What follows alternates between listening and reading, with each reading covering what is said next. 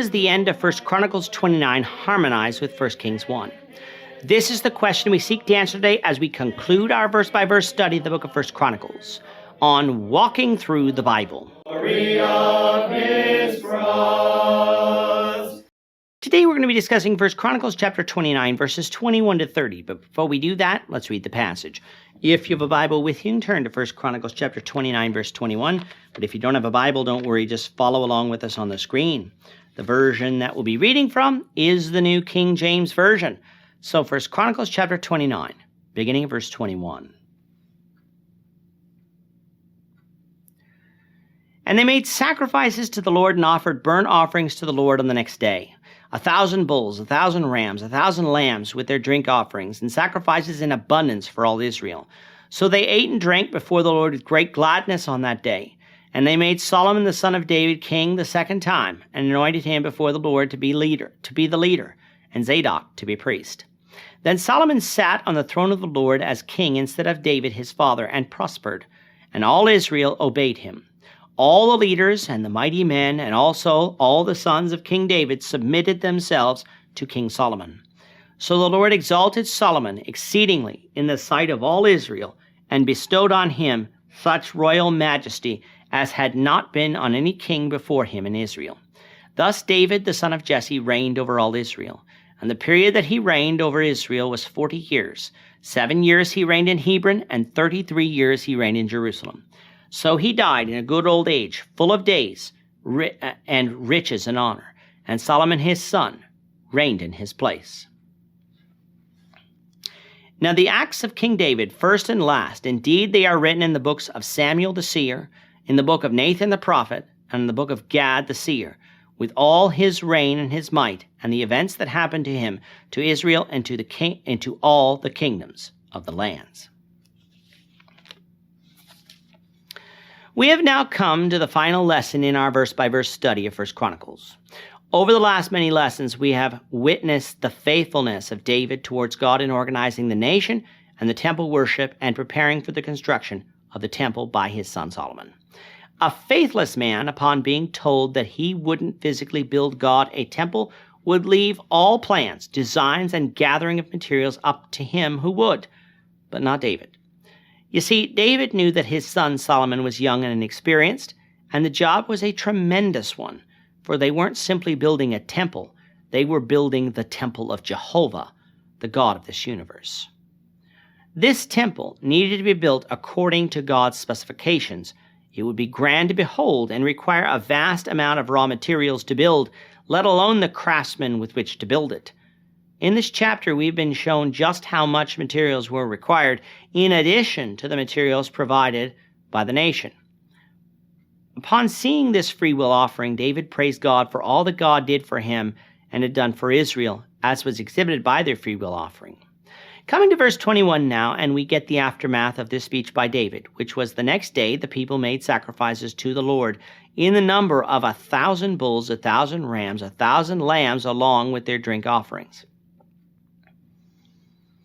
This was a large amount of sacrifices because it was not only for one person, but for all Israel. It was a time of gladness for what the Lord had accomplished through David and would accomplish through Solomon.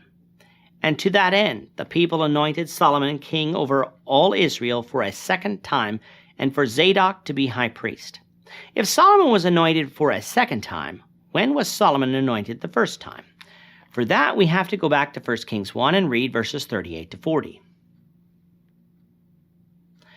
So Zadok the priest, Nathan the prophet, Benaiah the son of Jehoiada, the Cherethites and the Pelethites went down and had Solomon ride on King David's mule and took him to Gihon. Then Zadok the priest took a horn of oil from the tabernacle and anointed Solomon. And they blew the horn, and all the people said, "Long live King Solomon!" And after the people went up after him. And all the people went up after him, and the people played flutes and rejoiced with great joy, so that the earth seemed to split with their sound.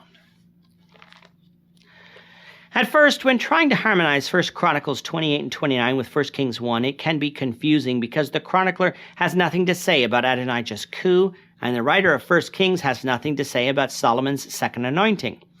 And if you sit down and consider things for a moment and read closely both accounts, you'll find that they harmonize rather easily. 1 Kings 1 is what reveals to us that David is sickly and close to death.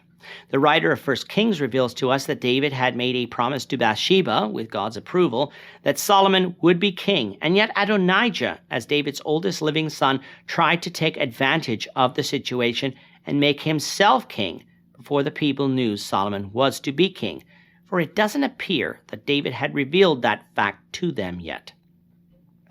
It was Nathan the prophet and Bathsheba that spurred David to proclaim Solomon king while he was still alive, in order to avert any messy transition of power upon his death.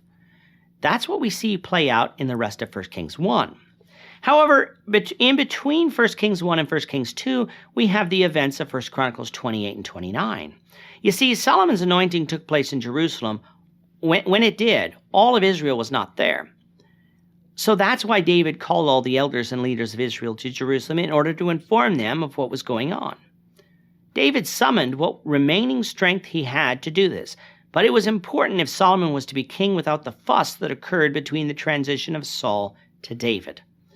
And so it was following David's speech here that the people anointed Solomon king the second time and also proclaimed Zadok priest. Remember, at that time there were two high priests, Zadok and Abiathar. However, Abiathar allied himself with Adonijah, while Zadok allied himself with Solomon. And so the people, seeing this, made Zadok sole high priest, something we see in 1 Kings 2.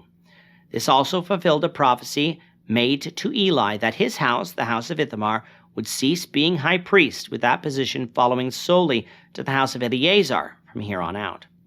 Following this, it is said that all Israel followed after Solomon, including the rest of David's sons, something that is borne out in 1 Kings.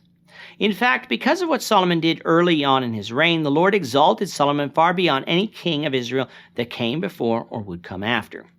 We will see God grant Solomon wisdom to judge Israel righteously and well as immense wealth and power. And yet, with all of this greatness, Solomon's reign wouldn't end the same way David's did. For Solomon went after idols later in life, and the kingdom would eventually be torn in two during the days of Rehoboam. Having accomplished all that was needed to be done, David would soon after die, having reigned 40 years over Israel. He is described being of good old age, meaning that the chronicler doesn't say how old he was. However, from 2 Samuel 5 verse 4, we know that David was 30 years old when he began to reign, making him 70 when he died.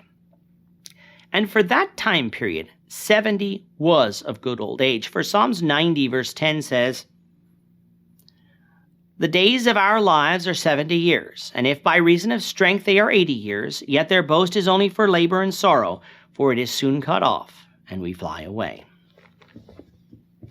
David's reign would be one of consequence for Israel. Their land and influence would expand under David. Their wealth would expand under David, and the messianic promises would be made clearer under David. And as such, David is a man that we should study often to learn the lessons we can, both good and bad. The chronicler closes by telling us that all the acts of David are not written in this book. In fact, we know already, but they are written in the book of Samuel the seer, Nathan the prophet, and Gad the seer. All three of these men were prophets in the days of David, with us covering each of them as we met them. The book of Samuel, of course, is one that we possess, with that being the books of 1 and 2 Samuel. What are the books of Nathan and Gad? Well, there are two possibilities. The first being, we don't have these two books, just as we don't have every book written by the other of God's prophets. But the second possibility is one we covered when we studied 2 Samuel, which is that Nathan and Gad wrote the ending of 1 Samuel and all of 2 Samuel, and that later they were compiled by the Hebrews into one book of Samuel, and later divided into what we call 1 and 2 Samuel. Whether this is true, we cannot say for certain, but suffice it to say, these were books that the Jews could consult in Ezra's day, when this book was likely written. For us, we have all we need to know about the life of David found in 1 and 2 Samuel, so we should be satisfied with that. And so, with that, we conclude our verse-by-verse study of the book of 1 Chronicles. The Lord willing, we hope you'll join us for tomorrow's overall review of what was revealed to us in this book as we continue our walk through the Bible, one verse at a time. I'm not a Thank you for watching today's episode. We hope that you found it edifying and ask that you not only subscribe to our channel and podcast, but that you like and share this episode among your friends so that the saving gospel of Jesus Christ can go out to the whole world. Of his cross.